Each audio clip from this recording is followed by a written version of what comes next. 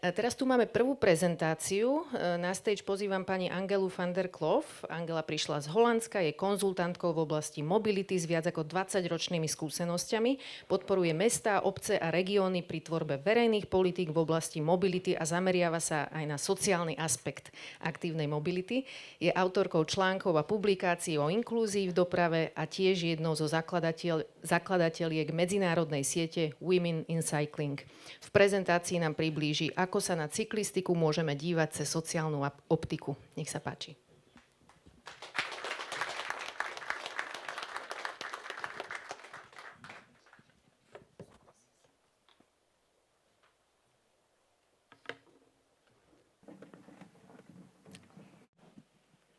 Good morning, everyone. Thank you for the introduction in Slovak. It was intriguing to hear myself introduced in a language that I don't understand. Yeah, and thank you very much for the invitation. It is really interesting to talk to you about cycling from a social perspective. Yeah. That is my background, so I always try to bridge the gap between the more technical or engineering perspective and the social perspective. I hope that this presentation gives you some inspiration and food for thought, maybe some fun, let's see. I will start with a quiz with a few questions, and let's see if there's anybody who has all the questions right. And after that, I will dig into the question of what is cycling? And then, of course, with the social lens. So, the quiz. This should work. It doesn't? Ah. Oh. The ones who took notes already know the answer. So, what % of urban trips in the EU are made by cycle? 3%, 8%, 10%, or 13%? And just, you know, this is not like a real game. Try to remember how many questions you were right. Oh. 8%. 8% of trips in the EU are urban cycling trips. Next question. Oh, yeah, my brain uses them the wrong way around. Yeah. Oh. Next one, I tried to do it correctly.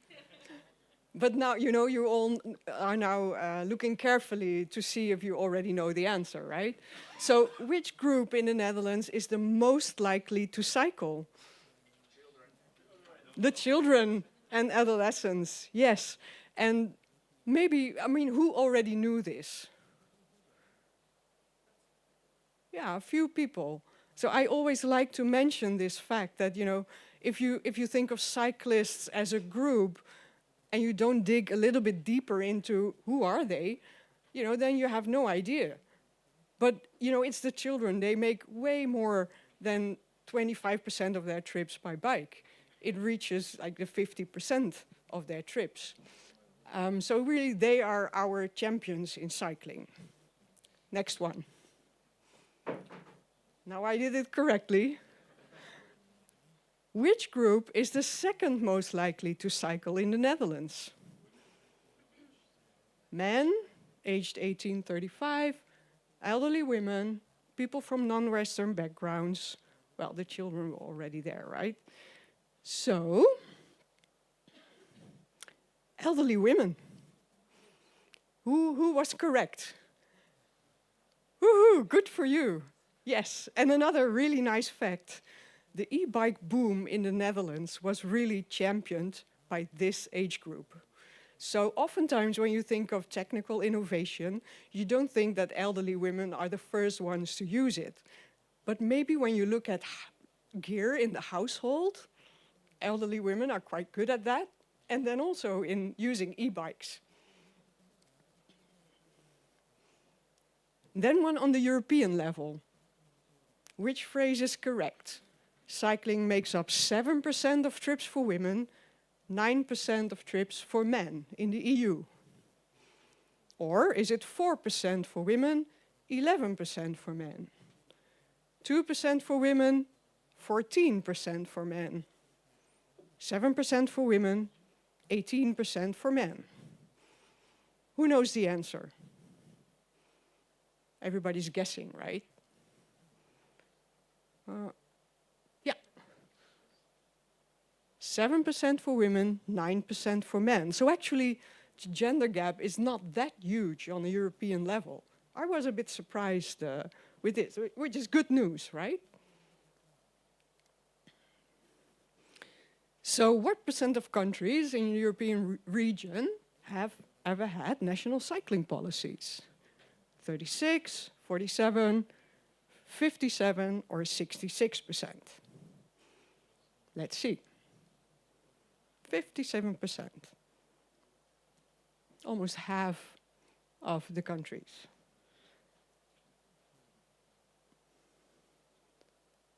What percent of people employed in the transport sector are in Slovakia are women? We have no facts and figures about the cycling sector. We're working on that in the Women in Cycling group, but is that what you wanted to say, or no? Okay. She said 18 and less. Yeah, 18. And in the whole of Europe, it's like 22 or something. So the percentage of women in this sector, but this includes like aviation, truck driving, etc. So the big transportation sector. Women are really underrepresented in this sector, while at the same time, you know, there is a lot of employment in this sector. Which EU country is the largest producer? Who knows that? Slovakia, the Netherlands, Germany, or Portugal? Portugal. The Netherlands and Germany are way too expensive to produce bikes. Yeah. Sorry? Yeah, sorry, I don't hear that very... Later, tell me later. So, completely different topic. What is a Dutch child's least favorite food? Aubergine, mushroom, kale, or green beans? Kale. Who was correct? Who did? Yeah, many people probably. We will get back to kale. This was the quiz. Was there anyone who had all the answers? No, okay. I'll save my present for somebody. And so now the question is, what is cycling? And so this question first came to my mind when I was at my first international cycling conference many years ago. And I had this conversation with a man from the UK. And at some point he said, "Are you a cyclist?" And I was puzzled, and I was thinking, well, first of all, we're at a cycling conference. And then second, in the Netherlands, almost everybody cycles. So it's a weird question to ask whether you're a cyclist. Maybe you could ask, are you a race cyclist or a mountain bike cyclist, but not, are you a cyclist? So, you know, this really triggered my thinking about, why did he ask this question? Why is that relevant? And what does this tell me? The fact that, you know, this question is strange for me, because it doesn't distinguish me in the Netherlands to say, I'm a cyclist. Yeah, you know, go on with your life. We're all cycling. So in the same period, I was teaching migrant women and refugee women in my city to cycle. And I learned so much by doing this, because I had so many assumptions about what is easy to learn, what's difficult to learn, how to do it. Back then, we had no methodology, no materials, so we were just experimenting, and it was fun. And yeah, I really learned a lot about what is normal for us in the Netherlands and not normal in other places. And I think this really triggered why I'm still working on cycling. I think still find this interesting. And then lately, you know, this question comes back, like, what is cycling? What does it mean to people? When I have conversations about keeping on doing cycling, especially, you know, when I talk about this with my mom or my aunts, my mother, she's there on the picture behind me. She's 85, well, later this month, she will turn 85 years old. She has her e-bike. She's really happy with that. You know, once a week, not in winter, but the rest of the year, once a week, she cycles with a group of women, just, you know, in the local area. And it keeps her fit. And every year we go on a few cycling tours, so she's also motivated to keep cycling so that we keep on doing this together. At the same time, I have several younger aunts. They stopped cycling. You know, what makes them stop cycling and what, you know, keeps my mother on the bike? I think that's really an interesting conversation, yeah, that people could have with each other to learn from. What shapes the behavior of doing cycling, and what shapes the behavior of not cycling? So, now a bit of theory. What I find a very useful theory to look at cycling from a social perspective, it's called social practice theory. Has anybody heard from this? Oh, good, nobody. I'm glad. So a social practice is a habit, a behavior that you do every day. And in social practice theory, you put that center stage. That is where what you keep looking at all the time. What is the thing that people do or not do? It's about, you know, how to bake pancakes, or it is about taking a shower. You know, if you want to reduce energy in the household, really looking closely at taking showers is a very useful exercise if you want to think about what can trigger people to change their habits. So a social practice has 3 elements: skills element, a meanings element, and a materials element. So if you want to unravel the practice, you look at these 3 elements. The skills, it's about knowledge and physical skills.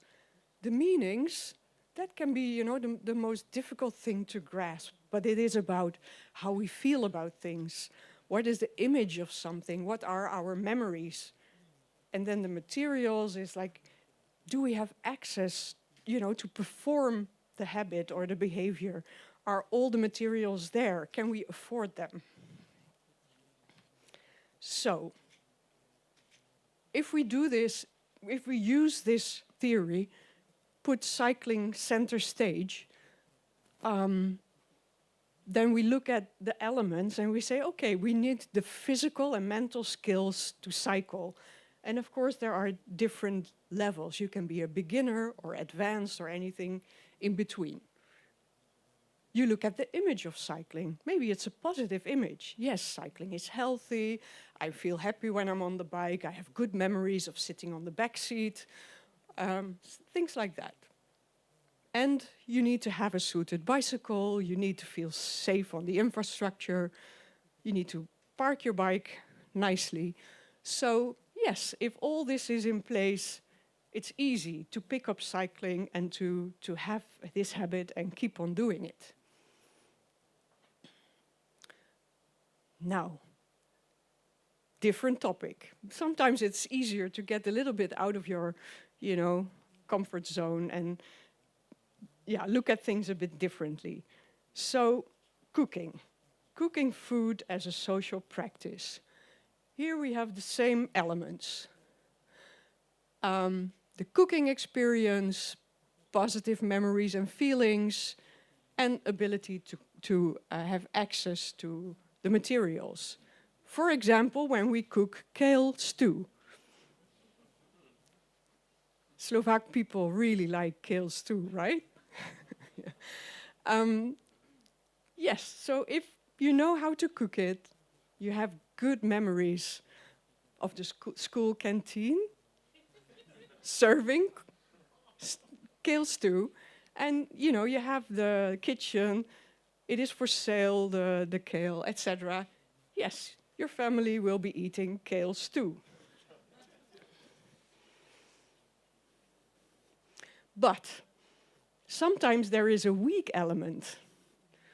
Maybe this family, they have no cooking experience. They did like eating the kale stew in the school canteen. They have access to the kitchen, but they don't know how to prepare it. Maybe they can overcome this by asking somebody else to cook it for them, or somebody starts to learn to cook kale stew, and then every week they can have kale stew. So that was the element of the skills and the knowledge. Another family, they have the skills and the knowledge, also these fond memories of eating it, but they have no cooking equipment. So yeah, what if they want to eat it? They need to borrow stuff for their kitchen, or they go somewhere else to cook it and eat it together, and then they can eat their kale stew. The third example, a family, yes, cooking experience, yes, a kitchen, kale, everything is there, but they hate kale stew. How probable is it that this family will come up with a solution to start eating kale stew? I think you need a really good story or a really good intervention to have them eating kale stew. So, why am I using this kale stew example? It's because, this element of feelings and meanings and identities, image, is really a difficult one to change. And it's also very much connected with all the materials, because it's very unlikely that this family with the negative memories would have kale, fresh kale, in the house to cook it. They won't even buy it in the first place. And so, with cycling, it's the same thing. If people have negative memories, or they have bad experiences, or nobody in their environment does it, it can be really hard to change this. And then you need to make switches, in the positive elements to try to get something going on and create these positive images and create it with positive or mix it with positive things. So, back to cycling. In cycling, the potential weak elements, they are people have no experience in cycling in urban traffic or in busy traffic, for example. They have this image of cycling, it is sports, I need to wear lycra. I am not like that. Maybe they don't have a bicycle that suits them well. Maybe, they don't have the panniers to put their shoppings, and they think, how am I going to do this? There's no safe infrastructure, so I'm not going to start this. And I have this expensive bicycle and I want to lock it safely, but how am I going to do that in this place that I'm going to? So there are a lot of ways that these elements can be weak. And so we are here to think about how can we strengthen these elements to make it more likely that people will cycle. Because we're not going to leave it with this, right? We want to make changes. Because cycling, it is a solution to so many issues. It's been said before, we want more people to cycle. We want them to cycle more. It's affordable, it's healthy, it's social, energy efficient, space efficient, environmentally friendly. It can alleviate transport poverty. If you don't live close to public transport, it can bring you to public transport quicker, etc. So what can we do to move forward? How can we face the backlash with the negative images that are oftentimes there? I think it's really important to focus on the strengths of what cycling is or can be. You know, cycling is competitive on the short trips. Cycling is ideal for trip chaining, also bicycle public transport trip chaining. You know, trip chaining is about I go to the shop and then I pick up my kid and then we go visit somebody and then we go home. So all these short trips can be really easy and useful to have a bicycle then. Cycling also allows for social interaction in the street, and it can be for everyone. Not everyone believes this because they say, yeah, but you know, when I have physical disability, cycling is not possible for me. But nowadays, especially with electric bikes, there are so many people for which a bicycle can be a mobility aid. And so we really have to talk about this and show this because there are many examples of people who do this, people who cannot walk very easily anymore, but they can use the bike and it will take them somewhere. So we need to create these strong elements so that we can use these positive, what is the word? These positive outcomes of cycling.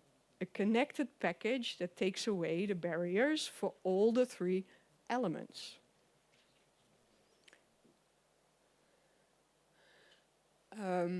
Yeah, so that's the strong elements.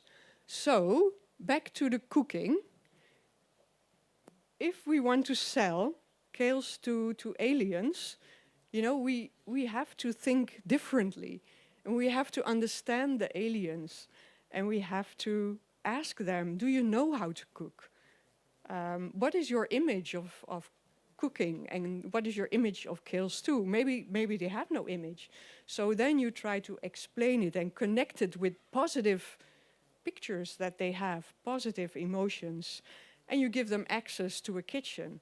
So then, you know, once they start eating kale stew, you can start selling them cycling. You dive into the elements, the connections, you talk with them, you know, how can we get you to have the physical ability to cycle? How, you know, what can we do to have this positive image? Just try things.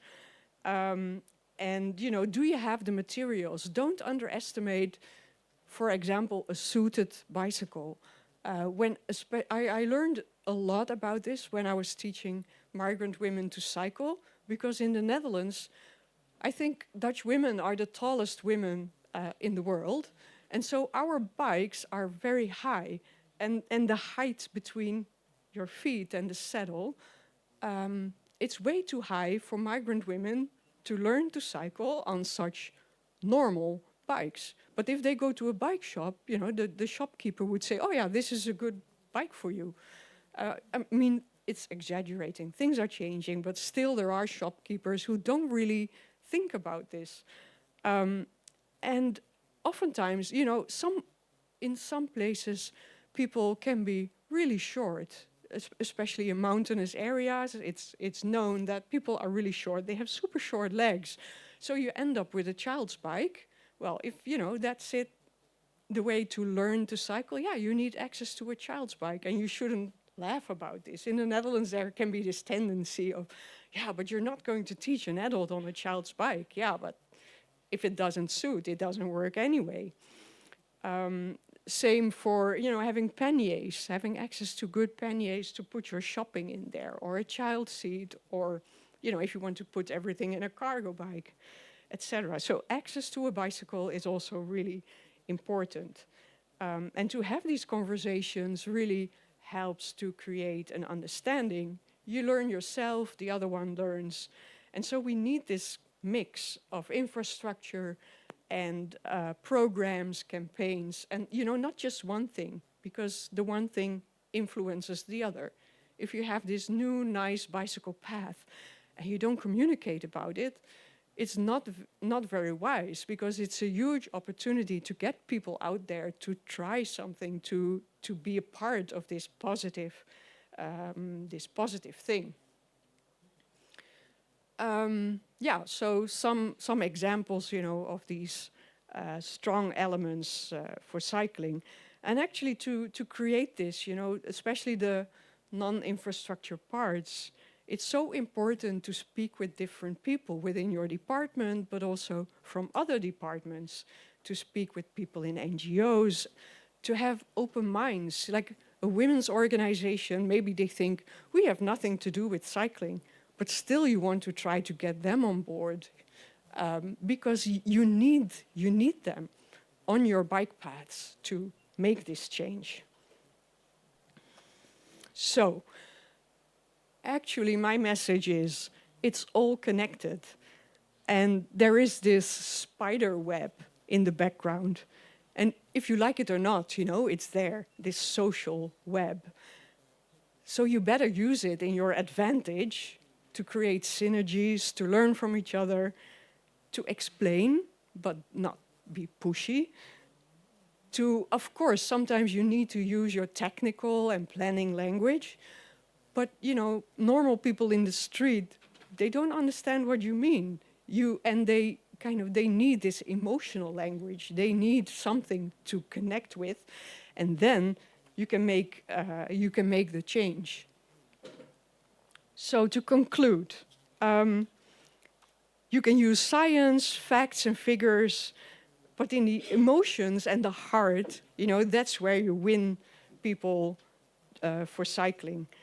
And I think this makes our work super interesting.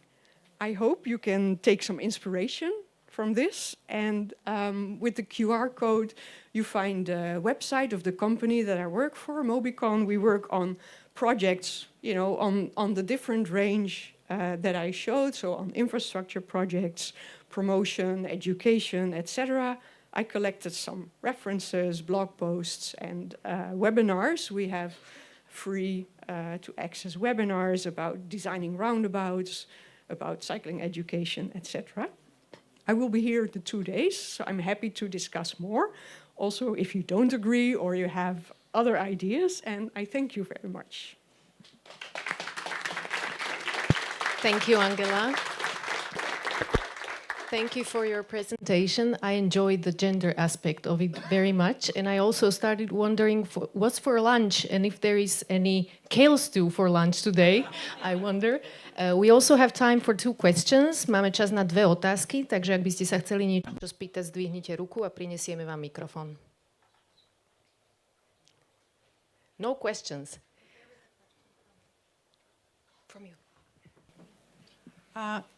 I remember the quiz at the beginning. For me, surprising was that the kids in the first question and then the elderly women are create the biggest percentage of cycling. My personal experience is that in Bratislava, for example, it's completely different.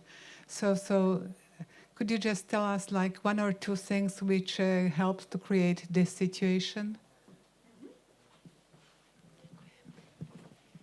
Yeah, thank you for that interesting question. So it is not just Bratislava where the situation is the opposite. I think it's almost everywhere in the world, maybe a few cities in Germany, Belgium, Denmark, similar. For us in the Netherlands, we need to understand that things are just the other way around. As Mark mentioned, there is a history of what happened in cycling in the Netherlands, how cycling has developed over time. And in the time that the cycling rates were going down in the 60s and 70s, and there was this movement to start revaluing cycling and to start changing the infrastructure, etc. Women and children were then also big users of cycling. So actually it did help to keep them on the bike. And for the men, it even dropped more. Back then, the rate of women having driver's licenses was quite low in the Netherlands. Also, the participation in labor for women was very low. That's not the image that the Netherlands has, but we were like really late to start this emancipation of women working. So how to put this? I think we kept cycling. Women and children kept cycling. And so that is a big advantage that we should cherish. What can you do with it? I think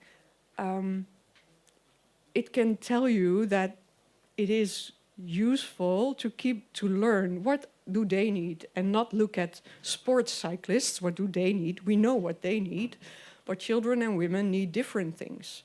So and for them, they make a lot of shorter trips. They have less alternatives. Usually, especially for children, they don't have their own money so much. So cycling is really an opportunity for them. So I hope this helps, but I'm happy. We can continue. We can have a conference on this, right? Máme ešte jednu otázku? Ak nie, tak... I would like to ask you, why exactly kale stew? Is it a national food in Holland or? Yeah, wild kale stew. I wanted to use a metaphor, that I could relate to, and I hoped you could relate to. So I had a chat with Dan about which food to take. I had a few options, a few vegetables that children in the Netherlands don't like. And kale is one of them. And then, kale is also here in Slovakia a somewhat ambitious food to serve to children. Yeah, so I decided, I wanted to have a little bit of fun. Thank you very much. Ďakujeme veľmi pekne.